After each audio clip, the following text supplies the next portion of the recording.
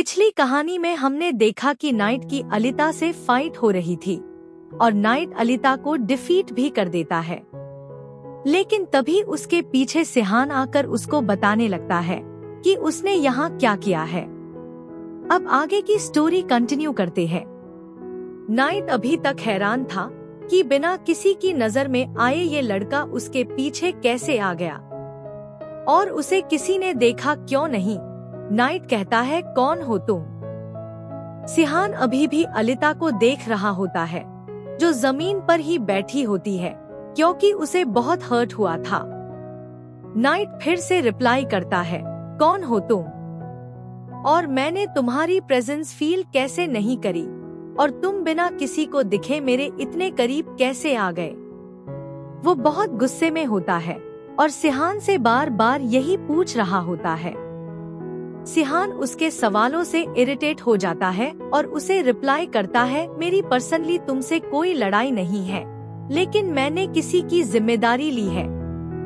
और ये कहते हुए सिहान नाइट के तरफ पलटता है और तभी एक पावरफुल पंच नाइट के आर्मर पर लगता है और नाइट हवा में दूर उछल जाता है। सिहान ने अपने एक ही पंच से नाइट को बहुत दूर फेंक दिया था। फिर हम देखते हैं नाइट आधा जमीन में धंस गया है। उसके सभी साथी ये देख के बहुत हैरान हो जाते हैं, कोई इतना पावरफुल कैसे हो सकता है कि एक आर्मर वेयर नाइट को बहुत दूर हवा में उछाल फेंका। सभी के चेहरे पर डर साफ साफ दिखाई दे रहा था। तभी पीछे बैठी अलिता भी सोचने लगती है कि ये सोल्जर्स का विरोध क्यों कर रहा है। अगर ये सिहान है तो क्या ये सोल्जर्स इसके एलाइज नहीं है? उसके दिमाग में बहुत से सवाल घूमने लग जाते हैं। तभी सैनिकों के बीच एक आवाज आती है, ये हमारे एम्पायर का अवशेष है, इसे बंदी बना लो और अपने साथ ले चलो। सिहान ये सब सुन रहा होता है और बिना डरे एक ही जगह पर खड़ा रहता है। सैनिकों को अपनी तरफ आने देता है। सिहान कहता है, अब तक तुम्हें पीछे हट जाना चाहिए जबकि तुम्हारा बॉस डिफीट हो चुका है, लेकिन तुम फिर भी आगे बढ़ रहे हो। मुझे लगता है तुम मानोगे नहीं। अब तुमने मेरे लिए कोई और रास्ता नहीं छोड़ा। मैं ये सब नहीं करना चाहता था, लेकिन अब मुझसे माफी मत मांगना। और तभी दो सैनिक हवा में दूर उड़ते दिखाई देते हैं और तीसरे को एक किक से जमीन में गाड़ देता है। सिहान के लिए ये सब एक खेल की तरह होता है। वो एक एक कर सभी सैनिकों को मारते जाता है और बाकी के जो ये देख रहे होते हैं वो डर से कांपने लग जाते हैं। और सिहान सभी तो मारते हुए उन्हें सॉरी बोल रहा होता है। इतने में नाइट जमीन से बाहर निकल जाता है और गुस्से में सिहान को देखने लगता है। तभी उसकी सामने नजर पड़ती है और वो देखता है कि उसके सभी सैनिक जमीन में धंसे हुए हैं। वो फिर हैरान होकर ये सब देख रहा होता है और ये सब देखकर वो ये सोचने पर मजबूर हो जाता है कि क्या यह सब रियल है।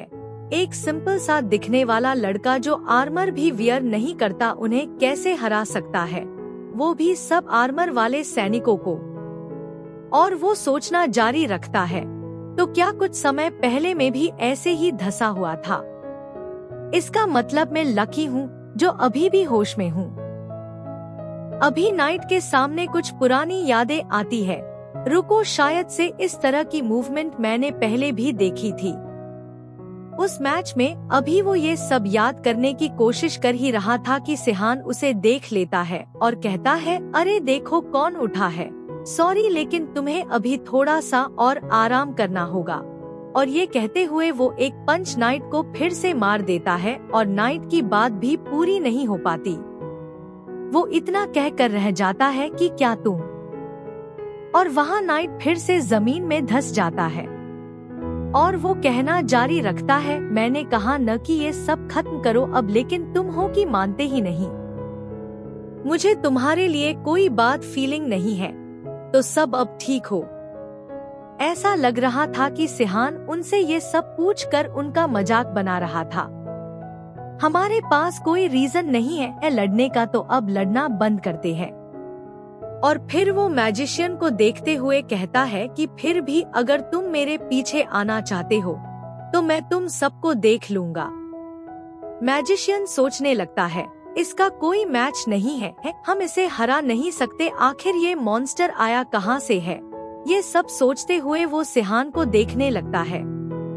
सिहान, जिसको इन सब से कोई फर्क नहीं पड़ रहा था, अलिता की तरफ देखते हुए कहता है, मुझे नहीं लगता कि वो अब दोबारा अटैक करने की हिम्मत करेंगे। और अलिता को कहता है, क्या तुम ऐसे ही यहाँ बैठी रहोगी। अलिता हर्ट हुई थी, उसकी राइट आर्म डिसलोकेट हो गई थी। सिहान सभी को अच्छी तरह से पीटने के बाद वहाँ से जाने लगता है और बाकी के बचे हुए सैनिक उसे देख रहे होते हैं। सिहान को लड़ते हुए देख के बचे हुए सैनिकों की हिम्मत नहीं हो रही थी कि वो सिहान का मुकाबला करे। उधर मैजिशियन भी उन्हें जाते हुए देख रहा था और कहता है कि मिशन फेल हो गया, अब हमें वापस जाना होगा, वो भी खाली हाथ ही। जो भी जिंदा बचे हुए हैं वो अपने बाकी के साथियों को ले चलो।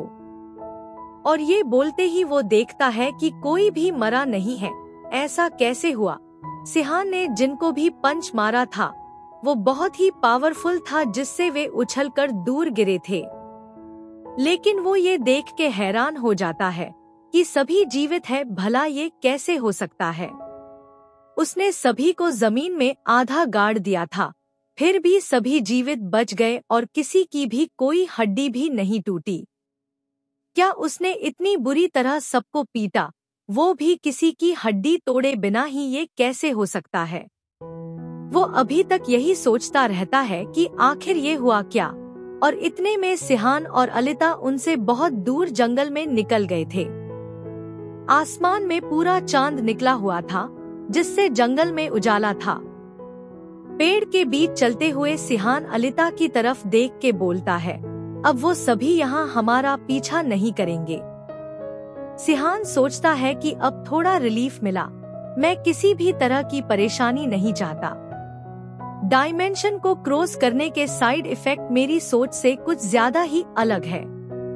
मेरी फाइटिंग एबिलिटी बहुत बढ़ गई है, ये 10 लेवल पर है और मेरा माना भी काफी बढ़ गया है, जिसके यूज होने के बाद इसे रिस्टोर करने में काफी टाइम लगने लगा है। अलिता, जो कि अब चलते चलते थोड़ी थकी सी लग रही थी, उसके राइट आर्म में दर्द होने लगता है। सिहान कहता, क्या तुम ठीक हो? मुझे लगता है कि तुम्हारी आर्म ब्रोक हो गई है। अलिता हाँ में जवाब देती है, थैंकफुली मैं लकी थी, बस इससे भी बुरा हो सकता था। सिहान अपने मन में सोचने लगता है, ये कैसी अजीब लड़की है जो थैंक्स बोल रही है इस कंडीशन को। सिहान अभी भी उसे समझने की कोशिश कर रहा होता है। सिहान उसके हाथ को सपोर्ट देकर बांध देता है, जिससे उसे तकलीफ न हो। अलिता सिहान का धन्यवाद करती है। सिहान कहता है, कोई बात नहीं, इतना स्ट्रेस लेने की जरूरत नहीं है। अलिता कहती है, अच्छा ठीक है, अब मैं चलती हूँ। सिहान फिर से हैरान होकर, तुम कहाँ जा रही हो?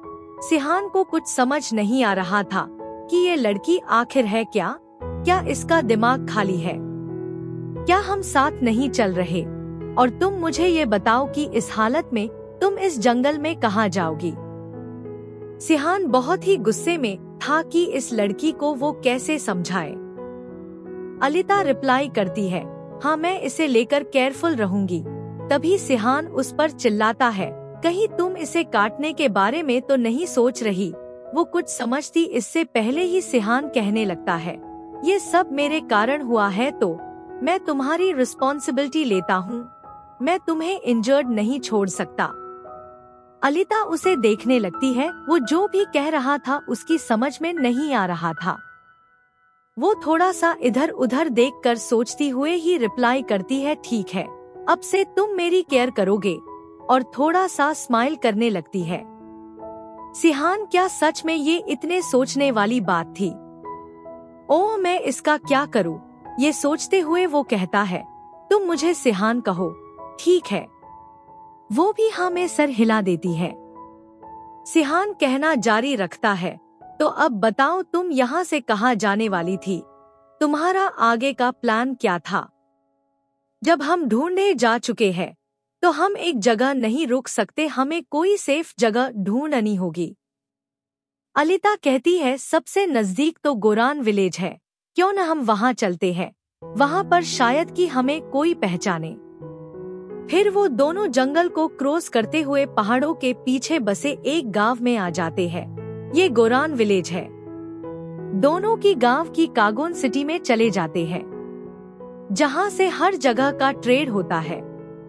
वही हमें दूसरे सीन में दिखाया जाता है, एक राजमहल जो कि पूरी तरह से लाइट से जगमगा रहा होता है। ये लिलस्टाइन किंगडम पैलेस है। यहाँ एक लेडी को दिखाया जाता है जो बुक शेल्फ के पास खड़ी एक किताब पढ़ रही होती है।